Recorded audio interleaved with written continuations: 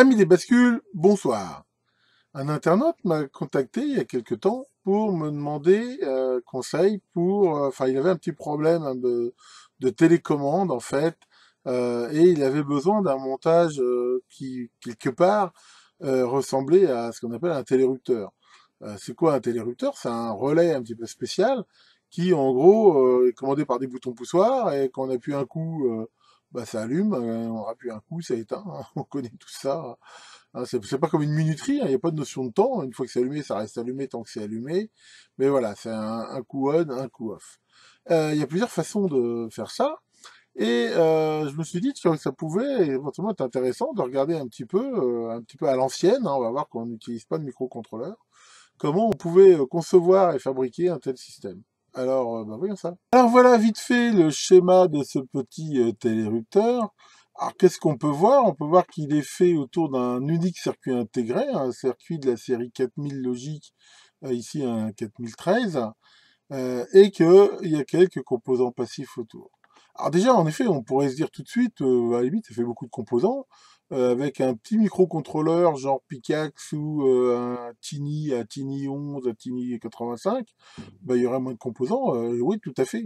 C'est vrai qu'en nombre de composants, maintenant, quelques lignes de code, on économiserait tous ces condensateurs, choses comme ça. On aurait besoin de garder à la limite que les tâches de sortie. Mais enfin bon, ici, le but n'est pas de dire je veux faire un truc avec le moins de composants possible, c'est un petit peu didactique et montrer en effet un petit peu comment avec des circuits logiques simples, on peut faire une fonction comme ça de télérupteur. Alors, à la base, ça marche comment? Ça va utiliser ce qu'on appelle une bascule. Une bascule, hein, c'est un élément logique qui a deux états stables, sachant que quelque chose peut les faire basculer entre un état stable 1 et un état stable 2, en fait. Alors, globalement, qu'est-ce qu'on peut voir sur un circuit comme ça? On peut voir ici qu'il y a, en gros, il y a quatre entrées, hein, S, R, D et C, et deux sorties, Q et Q bar. Ces sorties-là, elles sont complémentaires. Donc là, c'est facile à comprendre. Quand une est à 0, l'autre est à 1, et vice-versa, hein, ce qui est matérialisé ici avec ce petit rond. Ensuite, le principe d'une bascule D, bah, en gros, c'est une sorte d'échantillonneur. Le principe, c'est que quand le signal sur l'entrée clock ici passe de 0 à 1, eh ben, elle va mémoriser ici l'état qu'il y a sur D. Voilà, c'est pas plus bête que ça. C'est-à-dire que si D ici est à 0 et que ça passe de 0 à 1, bah, Q sera à 0, et donc Q bar à 1, Q c'est à l'inverse. Et si au moment où clock ici passe de 0 à 1, D est à 1, Q sera à 1 aussi. Voilà. On pourrait résumer ça en disant, au moment de la transition de l'horloge sur C, la bascule mémorise en Q l'état qu'il y avait ici sur D. Donc voilà, c'est très utile, hein, les bascules D, on pourra en faire beaucoup d'usages. Et un des usages qu'on peut faire justement qui est un petit peu intéressant, c'est le montage qu'on appelle par exemple flip-flop, qui dit, bah, en fait, à chaque transition d'horloge, eh ben, je veux avoir ici l'inverse de l'état que j'avais avant. Et comment on va faire ça tout bêtement? Eh ben, en rebouclant la sortie inverse sur l'entrée. Donc ici, on comprend bien que si au départ, ici, Q est à 0, la sortie est à 0, donc Q bar est à 1. Voilà. Si j'ai une impulsion d'horloge, bah ici, il va mémoriser sur la sortie ce qu'il y a sur D, donc 1. À ce moment-là, ici, il va passer 1 et ici à 0. Et le coup d'après, bah, on va avoir exactement la même chose, il va mémoriser 0, et ainsi de suite. Donc en montant une bascule D rebouclée comme ça, on a bien en sortie ici un signal qui va s'inverser à chaque fois qu'il va y avoir un front montant sur l'entrée. Voilà, c'est le principe, il est vraiment très simple, hein, c'est pas plus compliqué que ça, c'est vraiment un truc très simple. Alors il y a d'autres façons hein, de faire des flip-flops. Hein, dans ma série logique là que j'ai prévu de faire cette année, on parlera par exemple des bascules JK hein, qui permettent aussi de faire ce genre de choses. Enfin, il y a pas mal de façons de faire des flip-flops comme ça, mais ici, voilà, basiquement, on va faire ça comme ça. Alors, le problème des bascules, c'est à quel état elles sont au moment de la mise en route. Imaginons qu'ici, ce système-là, il allume une lampe, par exemple. S'il y a une coupure de courant, on ne voudrait pas que la lampe soit allumée au moment où le courant revient. Donc pour ça, il faut s'assurer qu'au moment de la mise sous tension, la sortie ici est bien à 0. C'est le rôle, en fait, de ces deux entrées R et S, hein, R pour reset et S pour set, Et si jamais on en met une à 1, si on met S à 1, et ben, ça veut dire 7, c'est-à-dire que ça force la sortie Q à 1 et donc Q bar à 0. Et si on met reset à 1, ça force Q à 0 et donc Q bar à 1.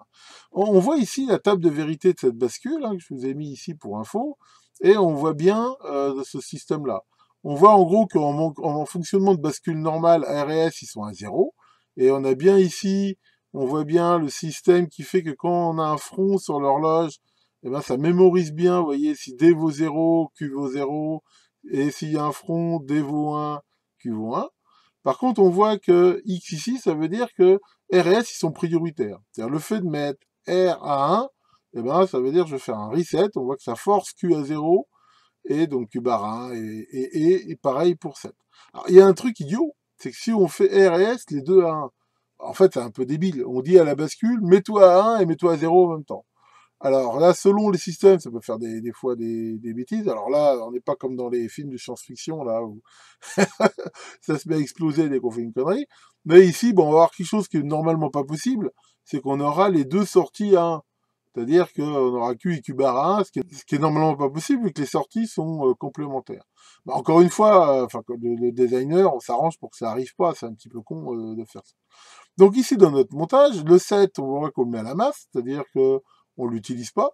Par contre, ce qu'on veut, c'est qu'au moment de la mise en route, sur le reset ici, il y a une impulsion, justement, pendant un petit moment, qui lui dit mets-toi à 0, mais que ça ne dure pas. Alors comment on va faire ça? Eh bien avec ici ce réseau qu'on appelle intégrateur. Alors comment ça fonctionne? Au moment de la mise en route, on comprend ici que le condensateur C4 ici il est déchargé. Il va avoir une impédance qui va être très faible par rapport à la résistance ici de 470K. Donc la tension ici va être très proche de VCC et va baisser de façon exponentielle jusqu'à temps d'arriver à 0, le temps que le condensateur ici se charge. À ce moment-là, bah, on voit bien que la tension au démarrage ici bah, va être au-dessus du seuil logique, qui est à peu près à la moitié de la tension d'alimentation, donc ça va être vu comme un 1. Et avec le temps, le condensateur va se charger, et ici, la tension va descendre petit à petit près de la masse, et va faire un 0. Donc voilà, alors après, en jouant ici sur le rapport RC, on va calculer le temps de reset. Alors, le temps qu'il faut pour que la tension arrive à peu près à la moitié de la tension d'alimentation, je vous ai mis ici la formule, c'est en gros 0,69, c'est log de 2, hein, log népérien de 2, c'est 0,69 RC. Donc ici, bah, en jouant sur les valeurs, on peut donc mettre le temps de reset qu'on veut. Donc après, bah, y a beaucoup de marges possibles hein, sur les résistances et les condensateurs. Là, j'ai mis une distance quand même assez haute, de façon à ne pas avoir un condensateur trop gros. On pourrait même aller sans doute plus loin, hein, aller jusqu'à 1 mégohm, voire plus. Il y a beaucoup de marges possibles ici. Alors après, à quoi sert ici cette diode? Alors cette diode-là, enfin, il y a des montages où on la met pas, on n'est pas obligé de la mettre. Maintenant, ne pas la mettre, ça peut éventuellement tuer ici le circuit qui est là. Surtout si le condensateur ici est de forte valeur. Alors pourquoi? Bah, ça se passe en fait, c'est pour protéger le circuit au moment de l'extinction. En effet, qu'est-ce qui va se passer? Une fois que le condensateur il est chargé, mettons que je suis alimenté en 15 volts, ici il a 15 volts au bord, donc ce condensateur-là, il est chargé avec une tension de 15 volts. Au moment où j'arrête l'appareil, la tension ici de l'alimentation, on ne sait pas trop ce qu'elle devient, mais à la limite elle peut baisser, voire même être mise à zéro. À ce moment-là, qu'est-ce qui va se passer? Ben, il va se passer que le condensateur il reste chargé et vu de la masse ici, eh ben, j'aurai une tension négative ici qui va arriver. Tension négative à la limite de 15 volts si je court-circuitais les alimes. Et là, qu'est-ce qui se passerait? Ben, moins 15 volts sur un circuit MOS comme ça, il y a beau avoir des diodes de protection, généralement, il y en a qui s'en remettent pas. Donc voilà, on n'est pas obligé de les mettre, parce qu'en fait, quand on coupe l'alimentation, si elle reste en l'air, c'est pas forcément gênant, enfin, on sait pas trop. Maintenant, honnêtement, c'est une bonne pratique de les mettre hein, sur ce genre de réseau, hein, d'autant plus que le condensateur ici est d'une forte valeur. Donc voilà, ici j'ai mis cette petite diode. Alors une 4148, ça suffit largement. Donc voilà ici pour ce système de remise à zéro. Donc ça assure donc qu'à la mise sous tension, ici le relais est bien décollé.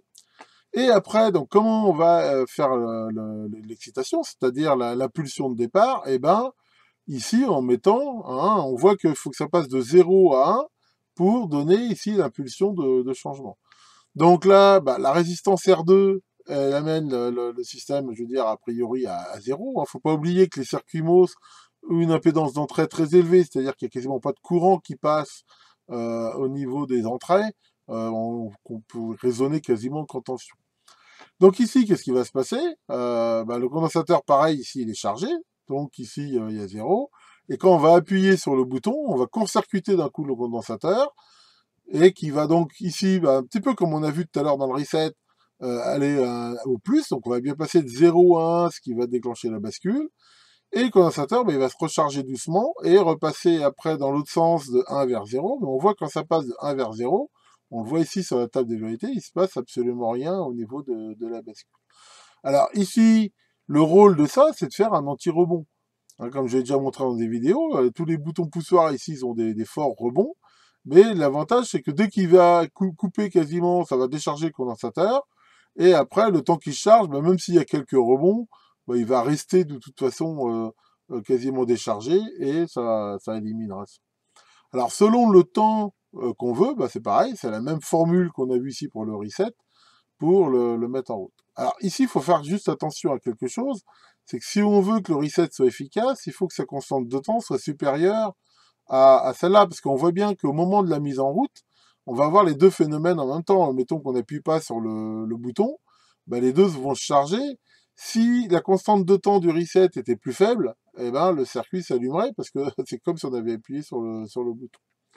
Donc voilà, c'est le fonctionnement de ça, voilà, ça fait un télérouteur. Alors dans un circuit 4013, comme on peut voir ici, il y a deux bascules identiques mais indépendantes. Là, on pourrait faire un double télérouteur, pourquoi pas, mais enfin ici, j'en ai pas besoin, donc je l'utilise pas, et c'est une bonne pratique de mettre toutes les entrées inutilisées à la masse, hein, ce que j'ai fait ici, sur le schéma. C'est aussi une bonne pratique ici de découpler les circuits logiques par un condensateur. Bon, ici, on ne le mettrait pas, ça ferait pas non plus des grosses bêtises.